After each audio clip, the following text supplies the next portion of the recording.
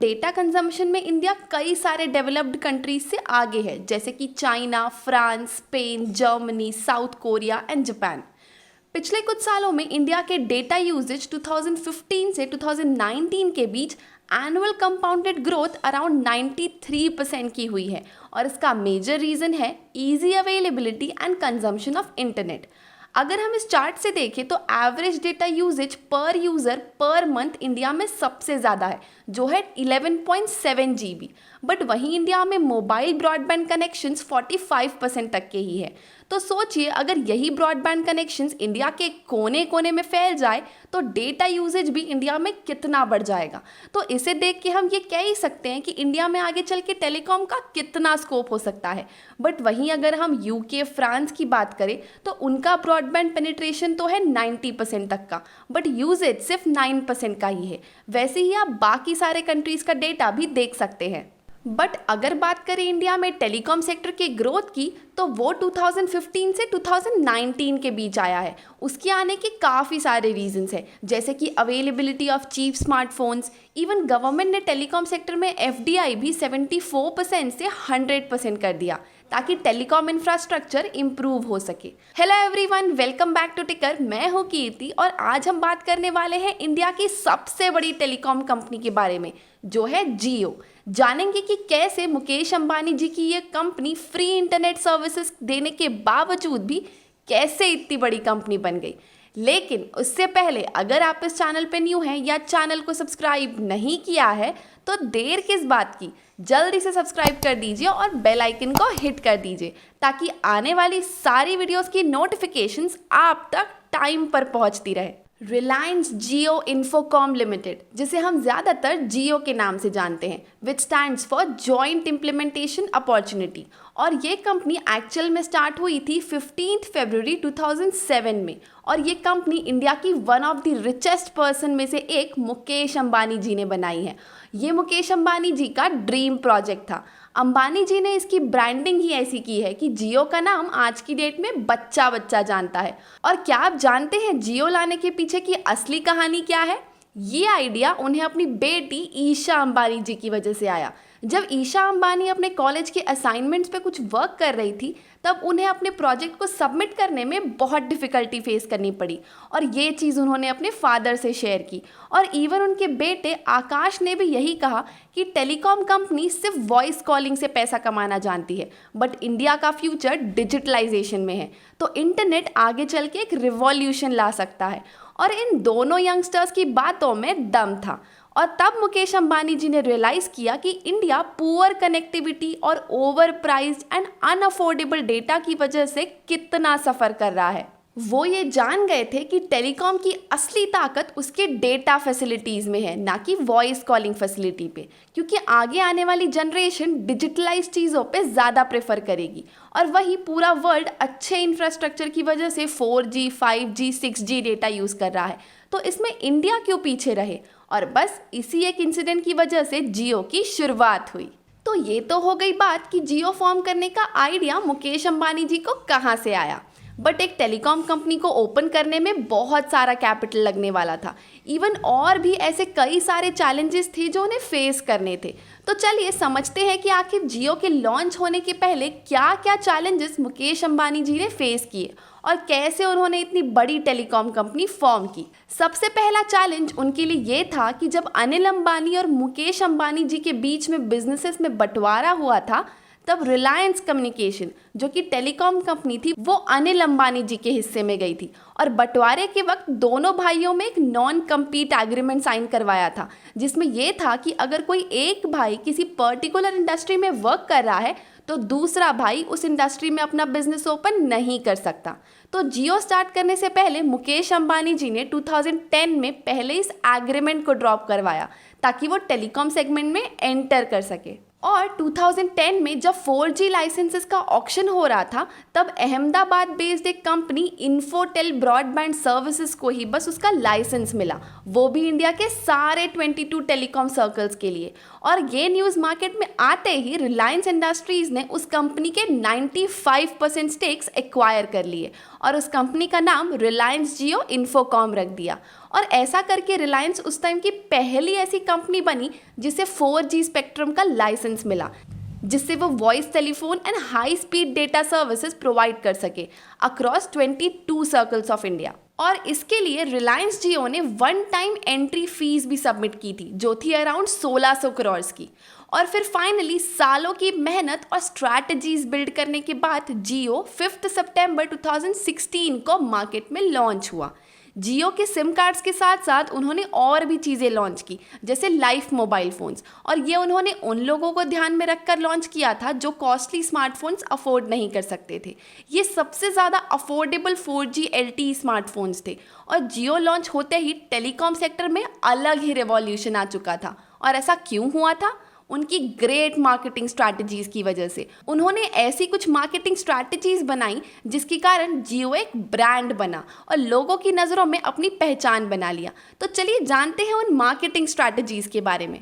याद है आपको वो दिन जब हम एक सॉन्ग डाउनलोड करने से पहले 10 बार सोचा करते थे कि सारा डेटा एक सॉन्ग पे ही ख़त्म हो जाएगा?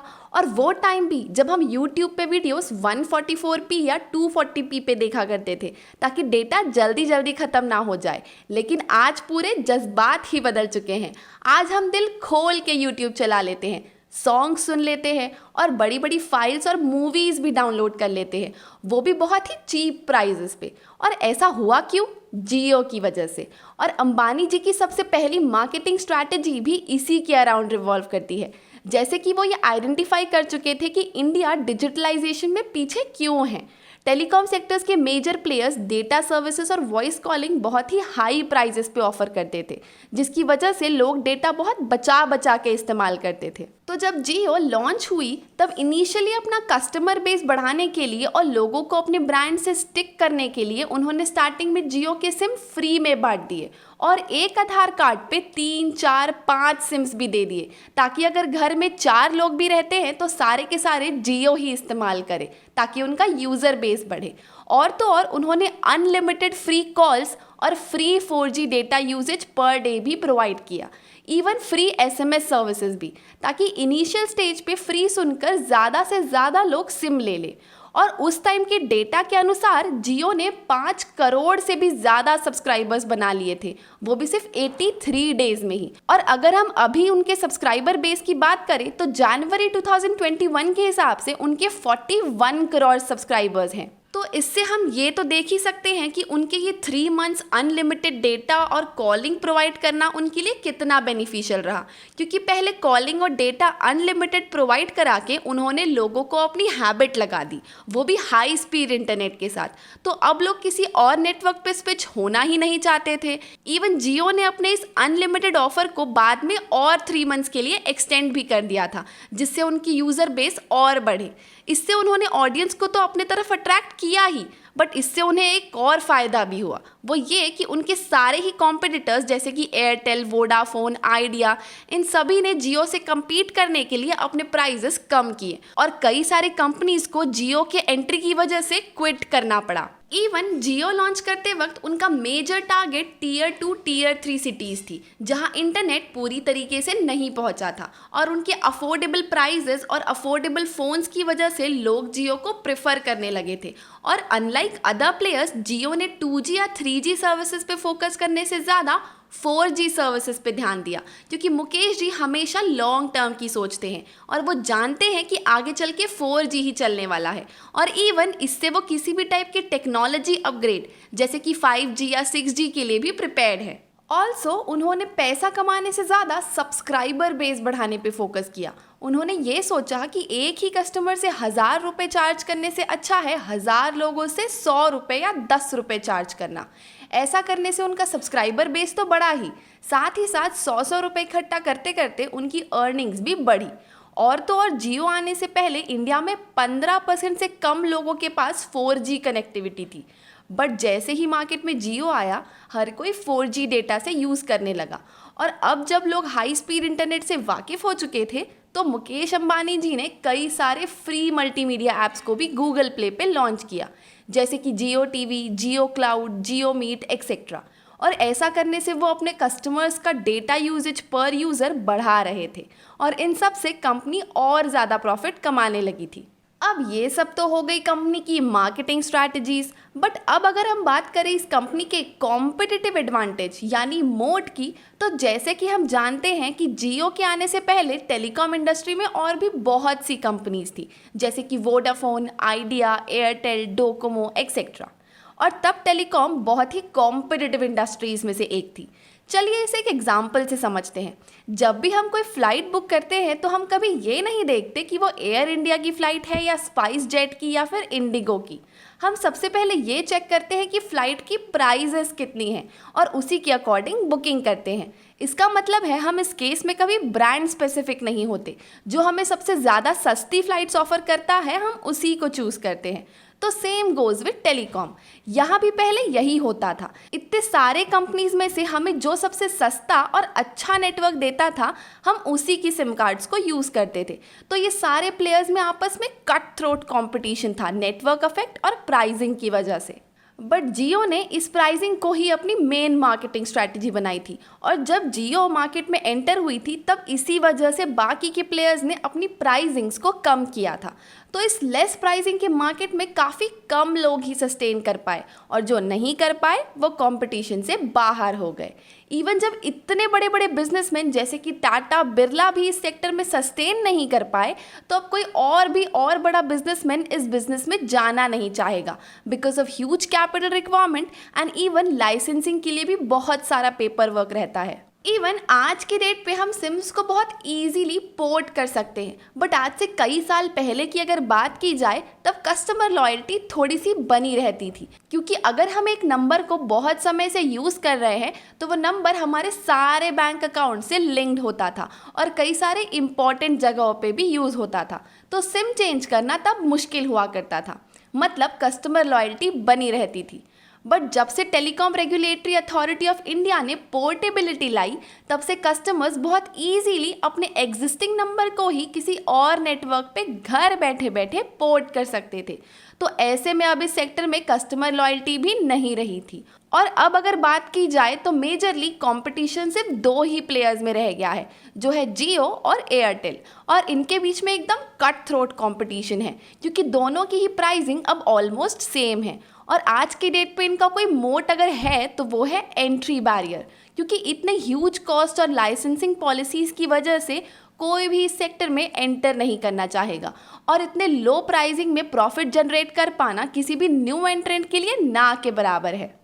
और अगर हम जियो को बाकी टेलीकॉम कंपनी से कंपेयर करें तो करेंटली सबसे ज़्यादा मार्केट शेयर जियो का ही है, जो है 35.43%, और फिर भारती एयरटेल का मार्केट शेयर है 29.72% और वोडाफोन आइडिया का 24.32%। और अगर हम बात करें जियो और एयरटेल के सब्सक्राइबर बेस की तो डेफिनेटली जियो टोटल सब्सक्राइबर्स के केस में आगे चल रहा है विथ 41 करोड़ सब्सक्राइबर बेस और Airtel with 34 crore subscriber base. But वहीं अगर हम एक्टिव सब्सक्राइबर्स की बात करें, यानी वो लोग जो एक्चुअली कंपनी को पे करके उनकी सर्विसेज अवेल करते हैं, तो जियो के एक्टिव सब्सक्राइबर्स है 79%, that means 32 crore active subscribers, और वहीं एयरटेल के एक्टिव सब्सक्राइबर्स है 97.4%, यानी 33 करोड़ सब्सक्राइबर्स। तो क्लियरली एयरटेल अभी एक्टिव सब्सक्राइबर्स के केस में लीड कर रहा है। तो ऐसे कट थ्रोट कंपटीशन में अब ये देखना बहुत इंटरेस्टिंग होने वाला है कि एयरटेल और जियो में कौन आगे चल के मार्केट लीडर बनता है, क्योंकि जैसे कि हम देख रहे हैं 5G का चलन अब स्टार्ट हो चुका है। तो ये देखना काफ़ी इंटरेस्टिंग होने वाला है कि कौन 5G नेटवर्क को पहले अडेप्ट करता है और मार्केट में आगे चल के लीड करता है। इवन जियो की सक्सेस को देखते हुए इसमें कई सारे फॉरेन कंपनीज ने भी इंटरेस्ट शो किया, और इवन अप्रैल 2020 में फेसबुक ने अराउंड 43,000 करोड़ इन्वेस्ट किए फॉर 9.99% स्टेक्स, और सिल्वर लेक ने भी अराउंड 5,600 करोड़ इन्वेस्ट किए फॉर 1.15% स्टेक्स। और ऐसे ही कई सारे फॉरेन इन्वेस्टर्स जैसे कि विस्ता, KKR ने भी इन्वेस्ट किया, जैसा कि आप इस पिक्चर से देख पा रहे हैं। जियो के आ जाने से टेलीकॉम इंडस्ट्री में तो बूम आया ही, बट वहीं और भी ऐसी इंडस्ट्रीज थी जिनको इससे फ़ायदा हुआ, जैसे कि OTT platforms, music and entertainment industry and ऐसे ही बहुत सारे। क्योंकि जब से इंटरनेट हमें इतने अफोर्डेबल प्राइजेस पे मिलना स्टार्ट हुआ, हम तब से नेटफ्लिक्स, Amazon, YouTube इन सब पे भी बहुत टाइम स्पेंड करने लगे। इवन एक इंटरव्यू में नेटफ्लिक्स के CEO रीड हेस्टिंग ने ऐसे भी कहा था कि रिलायंस जियो के आ जाने से इंडिया में नेटफ्लिक्स का पेनिट्रेशन बहुत ज़्यादा बढ़ गया है, अदरवाइज नेटफ्लिक्स इंडिया में उतना पॉपुलर नहीं हुआ करता था। इवन कई सारे ऐसे बिजनेसेस जो ऑनलाइन ऑपरेट किए जाते हैं, जैसे कि ऑनलाइन एजुकेशन प्लेटफॉर्म्स जैसे कि बायजूस या अनअकैडमी, और ऐसे ही बहुत सारे प्लेटफॉर्म्स को भी फ़ायदा हुआ है, क्योंकि जब लोग इंटरनेट इतने कम रेट पे अफोर्ड कर पा रहे हैं तो वो ईजिली ऑनलाइन एजुकेशन प्रेफर कर सकते हैं। रिसेंटली जियो ने जब जूम का ऑल्टरनेटिव जियो मीट भी लॉन्च किया था, तब उसके 5 मिलियन डाउनलोड्स हुए थे। इन शॉर्ट अगर हम बात करें तो रिलायंस जियो एम कर रहा है एक कंप्लीट डिजिटल रिवॉल्यूशन का, और जियो का टैगलाइन भी कहीं ना कहीं इंडियन गवर्नमेंट के थ्रू लाई गई डिजिटलाइज इंडिया के मिशन में कंट्रीब्यूशन देता है। और मुकेश अंबानी जी का भी जियो को लेके यही ड्रीम है कि ये एक सिर्फ टेलीकॉम कंपनी ही ना रहे, इसका कंट्रीब्यूशन इंडिया को वर्ल्ड में डिजिटलाइजेशन की ओर लेके जाना भी है। आई होप आपको आज की हमारी ये जियो की केस स्टडी अच्छी लगी होगी। आप अपना ओपिनियन कमेंट में ज़रूर छोड़िएगा, और अगर आपको ये वीडियो अच्छी लगी तो इस वीडियो को लाइक ज़रूर कीजिएगा, और हाँ, अपने फ्रेंड्स एंड फैमिली के साथ भी शेयर करना ना भूलिएगा। Thank you.